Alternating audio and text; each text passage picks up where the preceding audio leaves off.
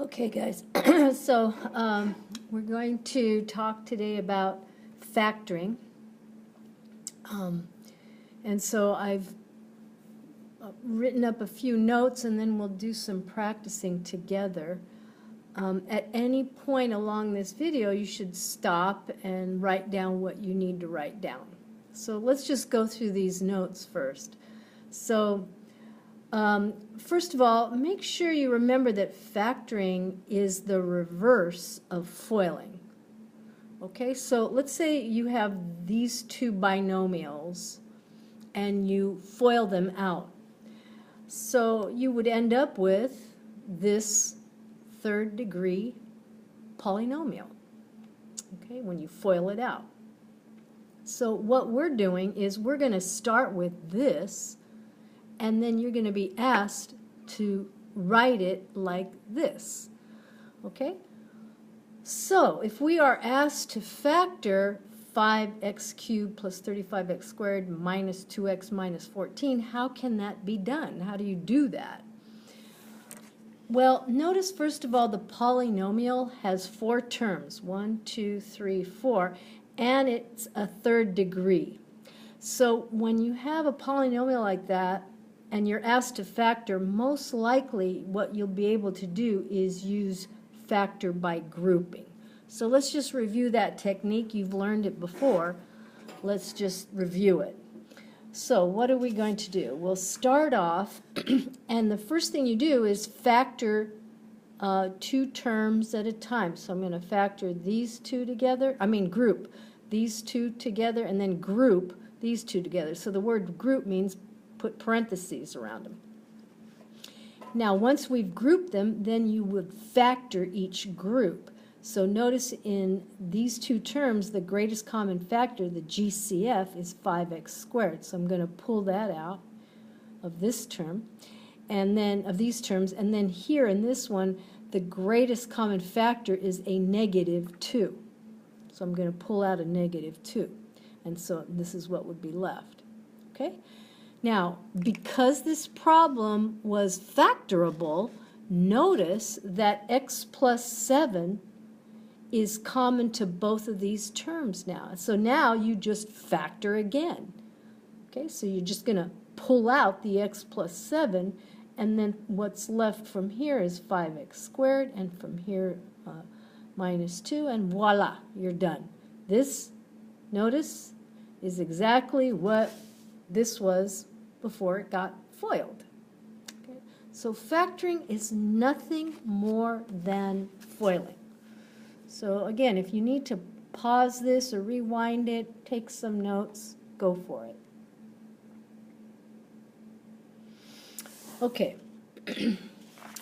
Now,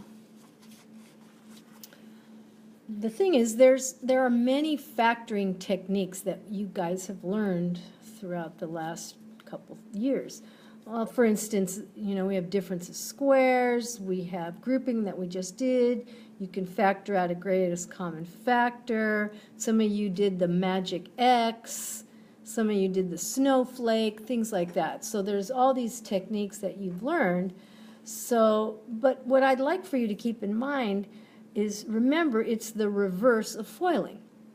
So, you know what, if you get stuck, if all else fails, just guess and check, try something, and then FOIL it out and see if it works. See if that's what the polynomial is. Okay, so we're just going to go through a bunch of practice together, and hopefully that'll kick in your memory banks and you'll be good to go.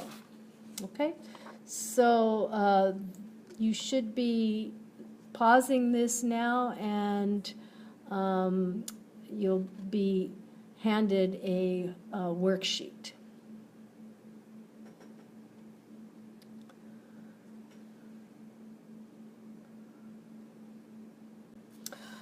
Okay, so here's the practice that we're going to do together. I think there are 8 problems. We'll go through them. So notice the first one is how many terms it has. It has 4 terms, and the highest power is a 3. So this is just like the example that we just went through together. So we're going to factor by grouping.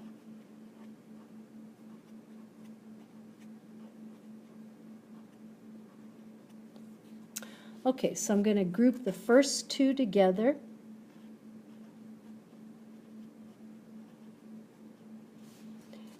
Plus the next two. Okay, so all we did was just put parentheses around it. Okay, now in the first group, I'm going to observe what is the greatest common factor, and it looks like it's a 3x squared. So I'm going to pull that out, 3x squared, and then this would give me 2x plus 3. And I'm just going to double check. 3x squared times 2x is 6x cubed. 3x squared plus 3 is 9x squared. So good, I factored that. Okay, now in this group, notice there's really no GCF other than a negative 1. I'm going to factor out a negative 1. So now that would leave me a positive 2x plus 3.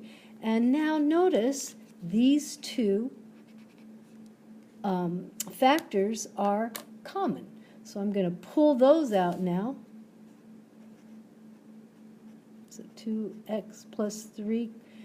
And then times, from this group, we'd have 3x squared. And then from here, I'd have a minus 1. And there it is. Now, should we check to see if this is correct? Yeah, you should. Why not? So let's just check this. So how do we check it? We're going to FOIL it. Okay, so 2x times 3x squared is 6x cubed. 2x times negative 1 is negative 2x. 3 times 3x squared is 9x squared.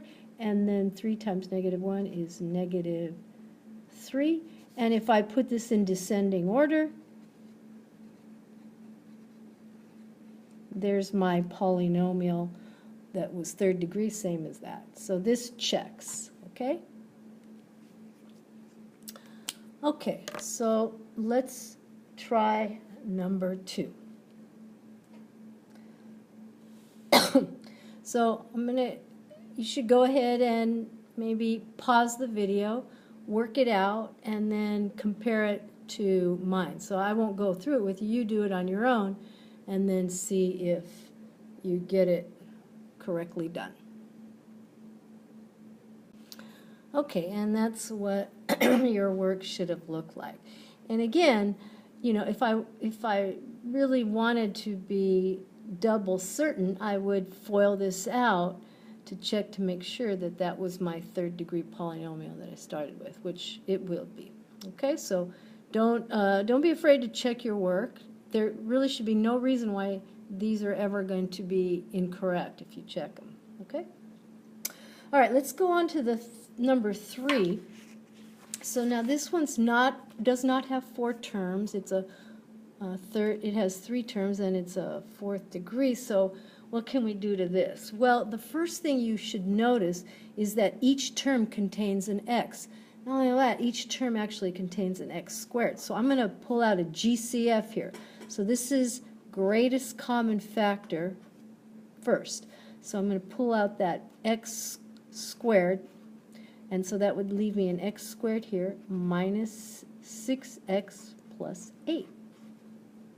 Okay? All right, and now I'm going to look at this and go, can I factor it that old-fashioned way? You know, you guys want to use that magic X or whatever, however you snowflake, whatever the heck you learn to do. So I'm not going to do that because I know that factors of 8 that add up to negative 6, and I can use that technique because this is an invisible 1 there. So x minus 4. X minus 2, and there it is. That's factored. Okay? And again, you know, if I FOIL this out, I would get this. And then if I multiply this, so let's do it. So we get x squared, and then if I FOIL that out, that's x squared minus 2x minus 4x plus 8. And now if I maybe simplify inside the parentheses, and then multiply, distribute the x squared.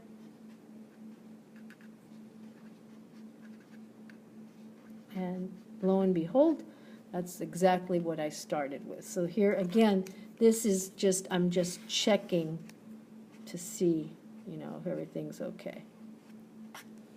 Okay? Okay, guys, now number 4, of course, you should be able to do this lickety split. This is just a quadratic. It's a second degree. Let's write that down. This is a second degree. We otherwise known it as a quadratic polynomial. So easy to factor, hopefully. Okay, go, do it. And you should get what?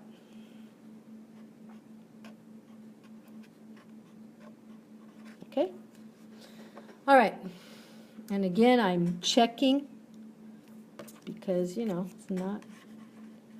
So x times x squared, x times 2, 5 times x, and 5 times 2, and x squared plus 7x plus 10. Okay? All right, good. Now, notice here, all we're doing is factoring. We're not, quote, solving these, okay? We're not solving them, we're just factoring. Okay. Let's look at the back side.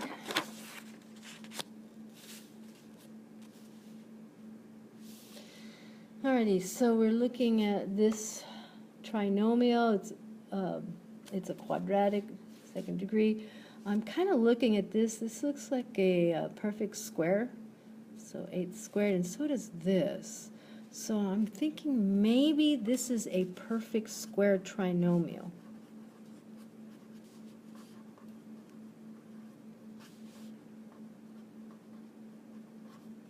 And if it is, I should be able to just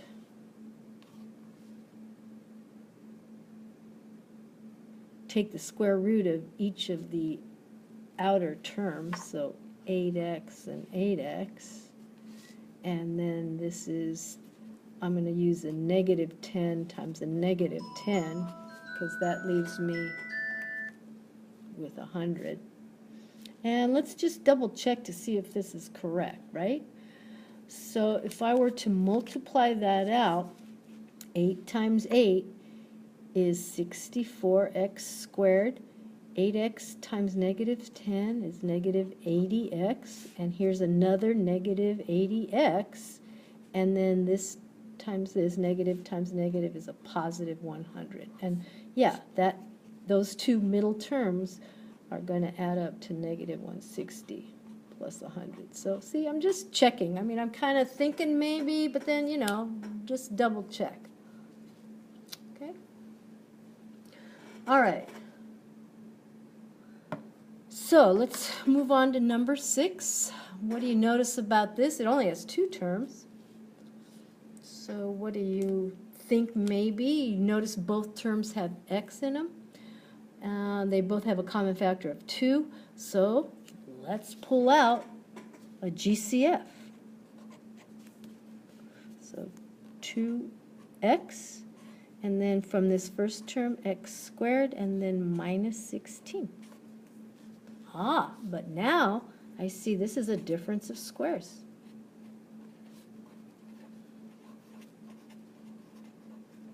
So I can factor some more.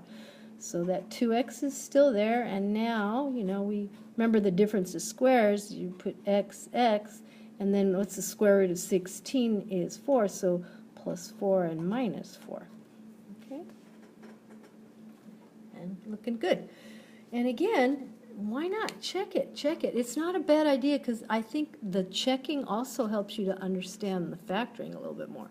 So if I were to, first of all,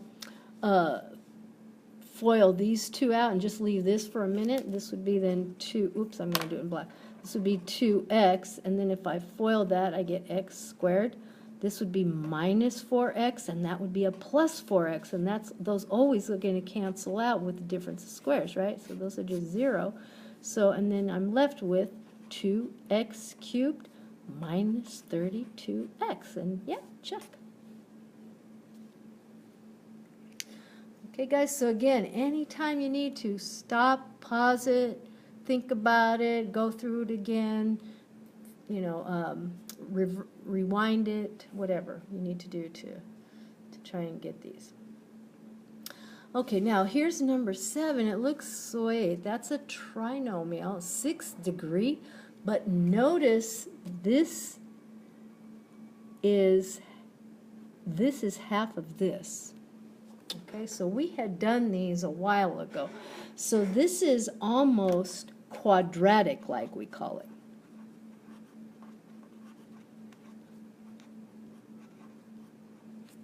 Okay, so first of all, I notice there's not an x in every term, so I can't factor out an x, but I can certainly factor a 2 out.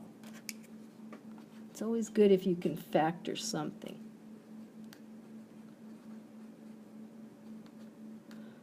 And then that would be 36. Okay. So now what? Okay, now because 3 is half of 6, this is quadratic-like. So watch, this is cool. It works every time when that situation is. So I'm going to do the just old-fashioned factoring. But instead of here of just putting x and x, I'm going to put x to the 3rd, half of this and half there. So this times this is still x to the 6th. And now 36, and that's it. Done. Okay, we can't factor anything else. That's as far as you can go. Okay? And again, if we should check this, I'm going to leave this 2 out here for a minute, and now multiply this x cubed times x cubed is x to the 6, x cubed times 6, 6x cubed, another one, 6x cubed, and then 6 times 6 is 36. And see these middle terms, the outside-inside terms, they add up to 12x cubed.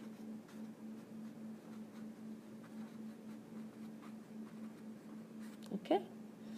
And then if I multiply the 2,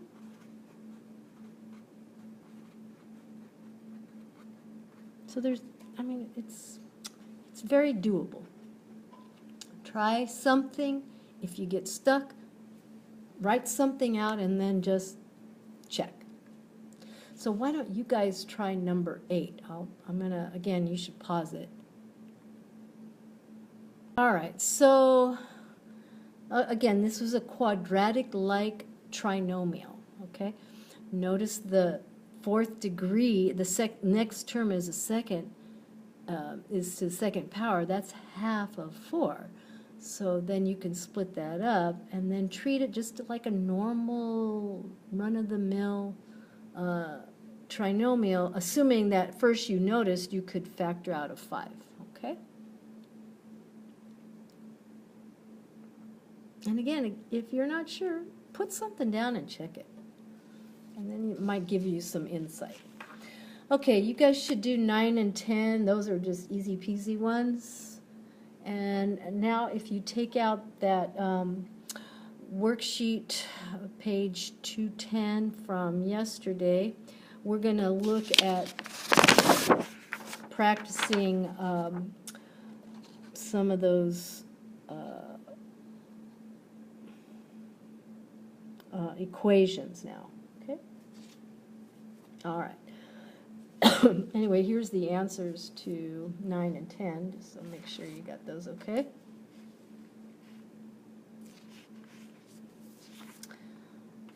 Okay. All right, so let's look at the worksheet. I'll give you a second to pull it out. Okay, guys, so the rest of the assignment for today is we're going to work on that worksheet, page 210, 39 through 47. And what it involves for the most part is that we will be factoring, but then it'll include one more step, and that is to solve. So let's look at like number 39. That's such a easy one. So here's x plus 8 equals 0. So now notice there's an equal sign on this polynomial, which means we're going to solve for x. Okay, so obviously we subtract 8 from both sides. X equals negative 8. So there's the solution. Remember, this is also called the root, or the zero, or the solution. It's the x-intercept of the graph, and so on. Okay, that was easy. Let's look at number 40.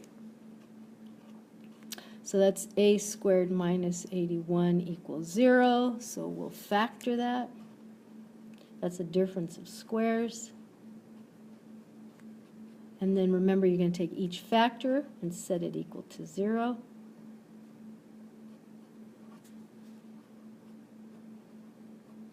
And then solve each factor. So this a would equal negative 9, and a equals positive 9. Okey-doke. Okay, so I'm going to leave the rest to you, 42 through 44. Use some of those different techniques. The directions said to state the number of complex roots. Don't worry about that right now because we're going to be talking about that in a day or so. So right now I just really want you to practice solving these polynomial equations by doing all this factoring. Okay.